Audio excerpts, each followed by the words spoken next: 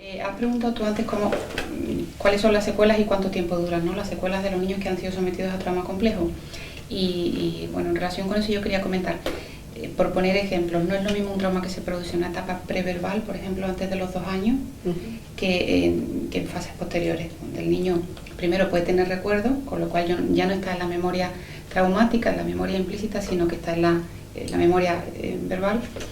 Y digamos que las secuelas más grandes, por ejemplo, un abuso sexual a un niño de menos de 2 años, el otro día leía un caso, ¿no?, de esos niños que desarrollan aversión al contacto físico, pero no tienen ningún recuerdo del abuso. Sin embargo, la demanda que hacen o las dificultades que tienen son niños que desarrollan una depresión y tal, pero sobre todo una aversión y una fobia al contacto físico y no se sabe de dónde viene. Entonces, bueno, ahora que ya cada vez hay más estudios de investigación, se supone que hay, digamos, secuelas que se quedan en lo intrapsíquico, en esa parte del niño que no puede ser verbalizada, pero que luego produce y somatiza a través del cuerpo. Ese mismo abuso en un niño o una niña de 9 o 10 años, que puede contarlo, a veces no pueden contarlo porque el trauma, digamos, que secuestra a nivel emocional y bloquea esa parte, ¿no? Pero pueden desarrollar un sentimiento de culpa o de vergüenza, o pueden tener dificultades a la hora de relacionarse con el sexo contrario y tal, pero no son las mismas secuelas, con lo cual a veces es importante, cuando hablamos del trauma complejo, es importante saber también y poder determinar en qué etapa se produjo, porque la sintomatología y las conductas que el niño manifiesta van a ser diferentes. Y la gravedad depende, quiero decir que no...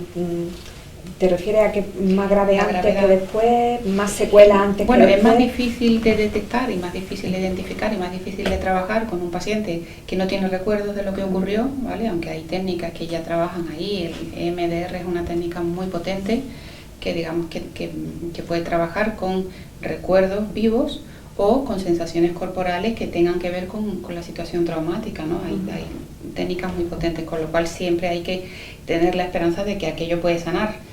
Pero obviamente es más difícil trabajar con algo que tú tienes que hipotetizar, que se manifiesta a través del cuerpo solamente, que algo que el paciente es capaz o el niño es capaz de contarte, ¿no? Porque yo he trabajado con niños que han sufrido abuso sexual y te hacen el relato, no está integrado, por supuesto, está, digamos, desvinculado de la emoción, ¿no? Hay niños que te cuentan, pues sí, pues cogía y entonces entraba en mi habitación y entonces cuando apagaba la luz y tal, y te lo cuenta como, pues ayer pedimos unas pizzas de 4 quesos y tal, ¿no? Pero por lo menos el niño es capaz de elaborar un relato de lo que pasó. Entonces ahí es más fácil integrar y restaurar, digamos, el trauma en sí.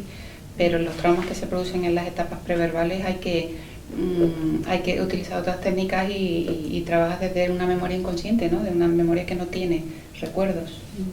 Pero bueno, las secuelas pueden ser las mismas, depende de lo que hablábamos antes, ¿no? Pero lo que sí es verdad, y yo creo que en eso estamos de acuerdo los dos, es la necesidad de que en todas estas situaciones intervengan profesionales especializados.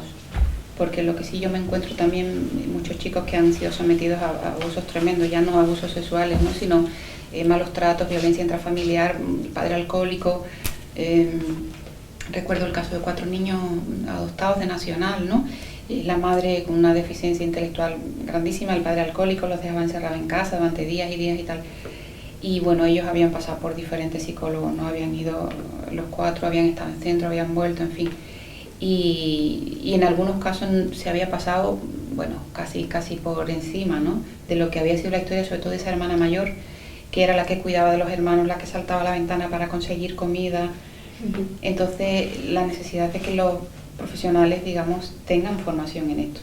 Y ya no solo los profesionales que trabajamos, digamos, a nivel privado, también los que trabajan en centros, los que acompañan a estos niños en estas medidas, que sean capaces de detectar y de identificar toda esta sintomatología que estamos hablando, ¿no? Que un niño que te desafía y que rompe y que te dice eres lo peor o que se autolesiona o que tiene todo este tipo de comportamientos, un niño que vive replegado, es un niño que está sufriendo y es un niño que está dañado.